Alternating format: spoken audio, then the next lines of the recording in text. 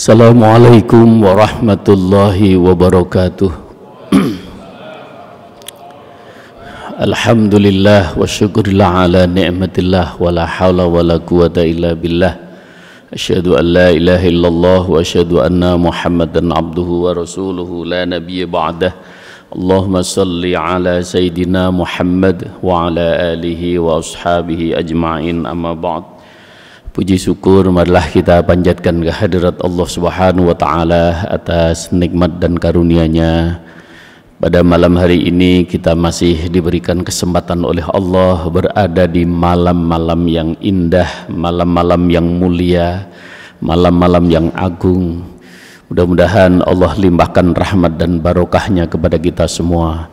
Salawat dan salam marilah kita sampaikan kepada junjungan Nabi kita Muhammad sallallahu alaihi wasallam beserta keluarganya, para sahabatnya dan kepada para umatnya. Mudah-mudahan kita senantiasa istiqomah mengikuti ajaran-ajaran dan sunnahnya.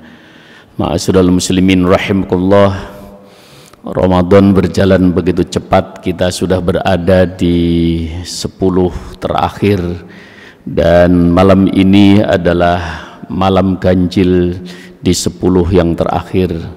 Dengan harapan mudah-mudahan kita tetap diberikan semangat, sehat oleh Allah Subhanahu wa taala sehingga kita bisa merampungkan puasa kita dan amaliyah istimewa kita di bulan Ramadan.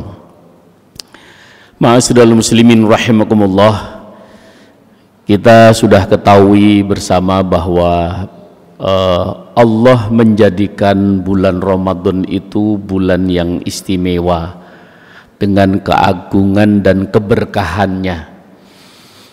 Dan di antara keagungan dan keberkahan, di antara keistimewaan di bulan Ramadan adalah Allah turunkan Al-Quran, di mana Allah nyatakan, A'udzubillahi minasyaitonirrajim, Bismillahirrahmanirrahim. Syahrul Ramadan alladzi unzila fihil Qur'an hudal linnasi wa bayyinatin minal huda wal furqan. Al-ayah. Di bulan Ramadan lah Allah Subhanahu wa taala turunkan Al-Qur'an, di mana Al-Qur'an dijadikan oleh Allah sebagai petunjuk bagi manusia. Kita hidup di dunia ini sebagai makhluknya, sebagai manusia, kita diberikan buku petunjuk oleh Allah Subhanahu wa taala, buku manual untuk kehidupan kita sehari-hari, dan sekaligus Al-Quran dijadikan oleh Allah untuk supaya kita mengetahui perbedaan mana yang benar, mana yang salah, mana yang hak, mana yang batil. Dengan demikian kehidupan kita diharapkan selamat dunia sampai akhirat. Ma'asyiral muslimin rahimakumullah, karena itu kemuliaan Ramadan itu bisa diisi dengan puasa yang sungguh mendatangkan ampunan dari Allah. Keistimewaan Ramadan pula ada satu amalan ibadah, yaitu sholat tarawih, di mana sholat tarawih itu tidak bisa dilakukan di bulan-bulan yang lain selain Ramadan. Maka jika kita tertinggal satu malam sholat tarawih, nggak bisa digantikan untuk hari berikutnya, karena hari berikutnya adalah sholat tarawih hari berikutnya. Kita harus menunggu 1 tahun kembali untuk bisa sholat tarawih pada malam 21 Ramadan. Nah, karena itu bagian yang juga istimewa. Nah, yang juga termasuk istimewa adalah karena bulan Ramadan disebut Rasulullah Syahrul Ramadan, Syahrul Quran. Bulan Ramadan adalah bulan Al-Quran, maka di bulan inilah di mana Allah Subhanahu wa taala turunkan pada mulanya dan menjadi amalan ibadah bagi umatnya selanjutnya. Di mana kemuliaan, keutamaan membaca Al-Quran. Membaca Al-Quran itulah ibadah yang paling tinggi nilainya. Kalau kita sholat, maka masih harus dari sejak kita niat takbiratul ihram kemudian sampai salam baru dihitung. Kalau sholat sendiri nilainya 1, kalau berjamaah baru 27. Untuk puasa mulai dari sejak kita melaksanakan setelah sahur imsak kemudian sampai nanti matahari terbenam, maghrib tiba, dihitung itu 1 puasa. Kalau membaca Al-Quran ini luar biasa. Allah Subhanahu wa ta'ala jadikan amalan ibadah membaca Al-Quran itu adalah suatu amalan ibadah yang sangat istimewa, di mana Rasulullah sallallahu alaihi wasallam menyatakan dalam hadisnya, man qara'a harfan min kitabillah falahul hasanat wal hasanatu asyru amsalihha. Faqala alif lam mim, alifun harfun wa lamun harfun wa mimun harfun. Siapa saja yang membaca kitab Allah, kitabullah Al-Qur'anul Karim, maka Allah Subhanahu wa ta'ala akan memberikan kebaikan setiap hurufnya. Jadi Allah menghitung ibadah membaca Al-Quran itu bukan 1 surat, bukan 1 juz baru dinilai, tapi setiap hurufnya dinilai oleh Allah Subhanahu wa ta'ala akan diberikan kebaikan. Sampai dicontohkan oleh Rasulullah sallallahu alaihi wasallam, faqala alif lam mim, alifun harfun wa lamun harfun wa mimun harfun. Kita membaca alif lam mim, alifnya dihitung 1 huruf 10 kebaikan, lam dihitung 10 kebaikan, mim 10. Berarti kita sudah membaca alif lam mim sudah mendapatkan 30 kebaikan. Ini adalah satu kemuliaan yang luar biasa. Nah, di bulan Ramadan ini ada satu bahwa di dalam Al-Quran itu, di bulan Ramadan itu Allah Subhanahu wa ta'ala akan jadikan amalan ibadah itu dilipat gandakan mulai dari 70 sampai 700 kali lipat. Pada tahun 1200 seorang ulama agung yang sudah mulai menghitung tentang berapa jumlah huruf yang ada di dalam Al-Quran. Coba, pada tahun itu belum ada teknologi secanggih seperti saat ini, tapi beliau dengan tekunnya dihitung 1 persatu huruf yang ada dalam Al-Quran, dan ditemukan huruf Al-Quran itu ada 1.027.000. Maka jika seseorang membaca Al-Quran sampai khatam, maka dia akan mendapatkan 1 huruf 10 kebaikan, maka 1.027.000 kali 10. Kalau di bulan Ramadan kali 70. Masya Allah, itu begitu.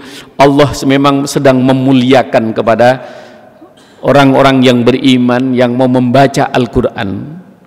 Oleh karena itu, ma'asyiral muslimin rahimullah, maka sangat-sangat merugi jika seseorang di bulan Ramadan sampai meninggalkan bacaan Al-Qur'annya.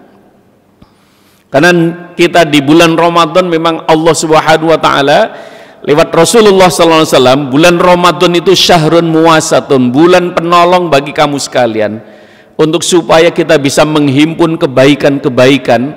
Karena kalau kita menghimpun kebaikan di bulan yang lain, itu belum nguber kebaikan yang kita inginkan. Tapi di bulan Ramadan sengaja Allah ingin lipat gandakan, dan Rasulullah menyebut ini bulan penolong bagi kalian semua, wahai umatku. Maka seluruh nilai ibadah dilipat gandakan 70 sampai 700 kali. Jadi makanya biasanya semangat sekali orang di bulan Ramadan itu, siangnya sudah puasa, malamnya taraweh, tadarusnya nggak ketinggalan, dan juga qiyamul lailnya juga nggak ketinggalan. Nah, inilah kaum muslimin yang dimuliakan oleh Allah Subhanahu wa ta'ala. Maka kita bisa betul-betul memanfaatkan bagaimana keutamaan membaca Al-Quran di bulan Ramadan. Bahkan ketika kita di bulan Ramadan memang kita rajin untuk tadarusnya. Nanti setelah pasca Ramadan baru ditingkatkan untuk mempelajari bagaimana memahami Al-Quran, bagaimana mengkaji Al-Quran. Dah, pokoknya di bulan Ramadan kita tadarus dan tadarus. Kita menghimpun kebaikan. Hal jazaul ihsan illal ihsan. Tidak ada kebaikan kecuali akan dibalas kebaikan dari Allah Subhanahu wa taala.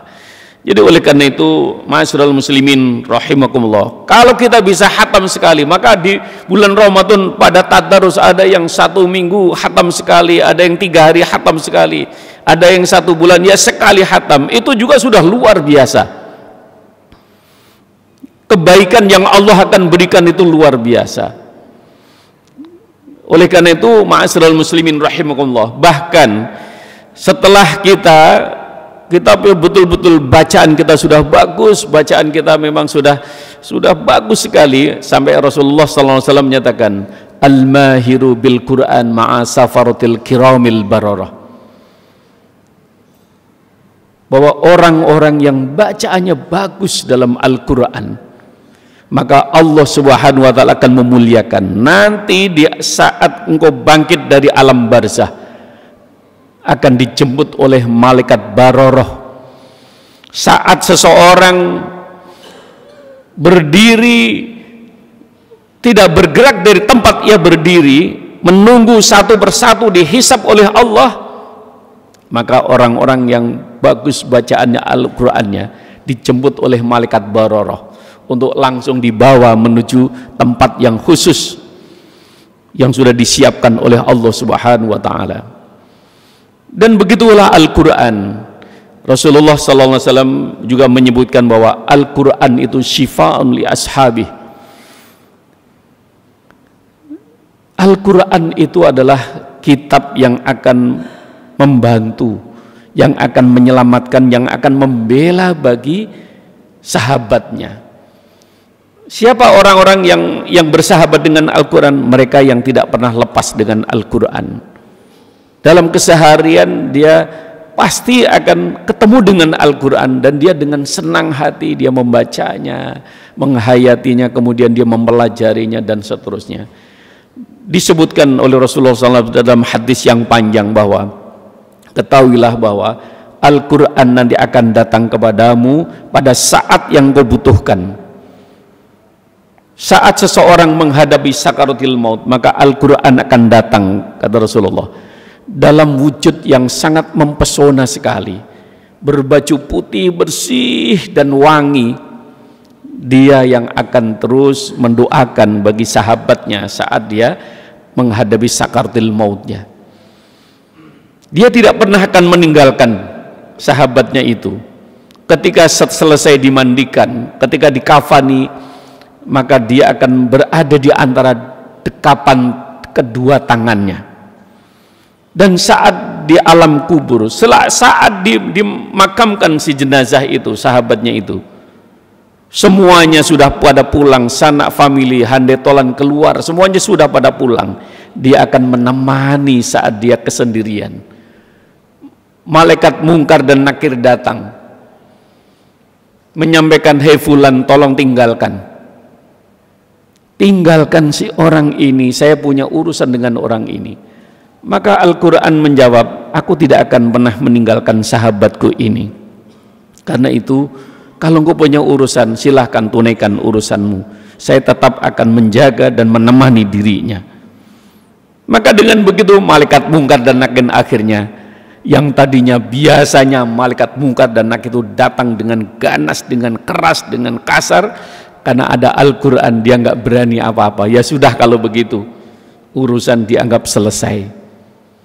Ma'asyiral muslimin rahimakumullah, saat berada nanti di hadapan Allah Subhanahu wa taala, tetap saja Al-Quran datang, ya Allah selamatkan dia. Dia yang akan menjaga, dia yang saat di dunia dia menjaga diriku, dia membaca aku, dia mengamalkan aku, ya Allah. Maka dia akan membela pada saat berada di hadapan Allah Subhanahu wa taala. Itulah Al-Qur'an, syafi'an li ashabihi. Ada satu kisah menarik. Ada orang yang ahlul Quran kemudian dia masuk neraka, maka malaikat Malik kebingungan. Begitu mau diberikan siksaannya, stop, kamu jangan berani-berani, saya berada di dalam dirinya.